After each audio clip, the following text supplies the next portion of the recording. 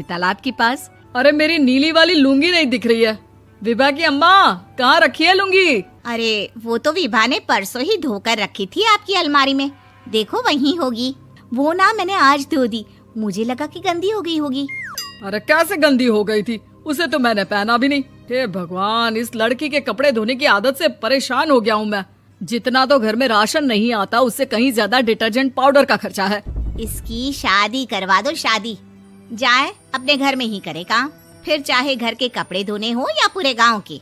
हाँ ठीक बोल रही हूँ, देखता हूँ मैं कोई लड़का। वो दिन भी आ जाता है जब विभा को देखने लड़के वाले आ जाते हैं। लड़की मुझे अच्छी लगी। होने वाली सास कहती है, बेटी अगर कुछ पूछना है तो पूछ लो। वैसे तो हमारी लड़की बहुत ही शर्मीली है, जो बोल दो वो मान लेती है, इसे क्या पूछना होगा। अरे कैसी बात कर रही हो माँ, मुझे इन लोगों के घर रहना है, सवाल तो कई है। हाँ हाँ बेटा, पूछ लो ना, क्या पूछना है। आप लोगों के घर कपड़े कौन धोता है? सास का मुंह बन जाता है।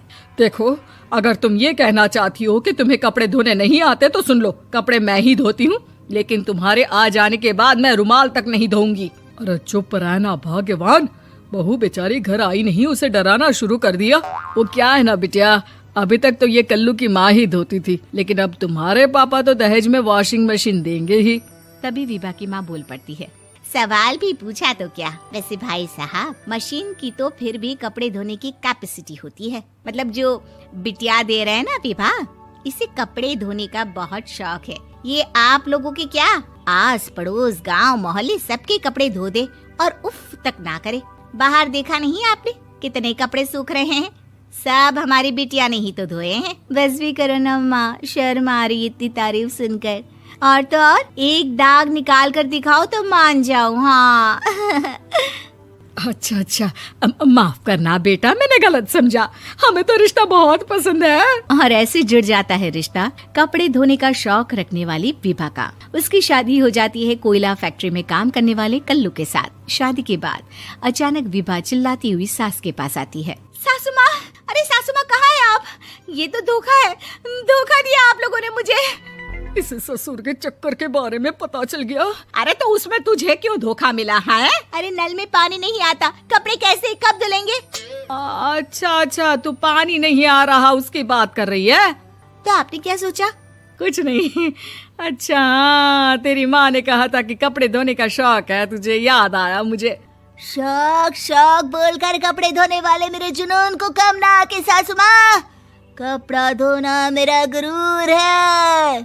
तभी पति भी वहाँ आ जाता है। अभी मैंने इसे सनी देओल की फिल्म दिखाई है, उसी के डायलॉग मार रही है माँ। अच्छा सुन, साफ साफ बता रही हूँ, पानी सुबह 4 से 6 और शाम को 10 से 12 आता है, समझी?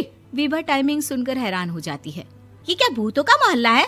सुबह 4 बजे उठकर कौन कपड़े धोता है? 4 बजे टंकी में पानी जाता है, फिर सारा दिन धोना ना, किसने मना किया?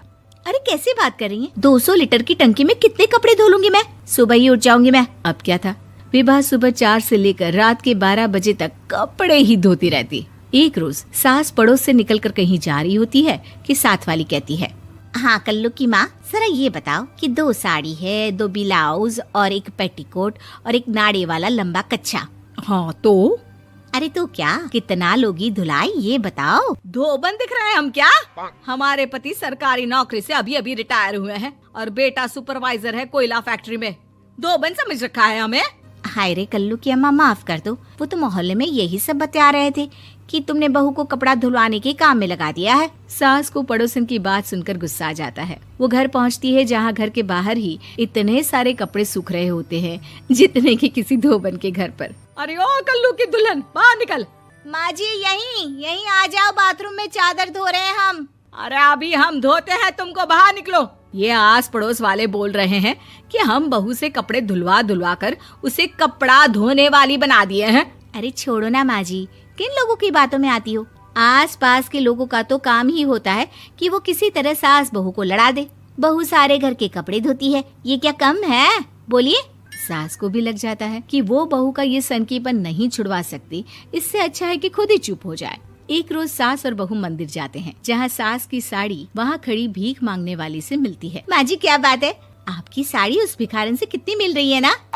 हाँ देखो तो दोनों की साड़ी मिल रही है। क्या बात है कल्लू की अम्मा, तुम खुद को तो अफसर की बीवी बताती हो और ऐसी सिंपल सी प्लेन साड़ी पहनकर घूमती हो।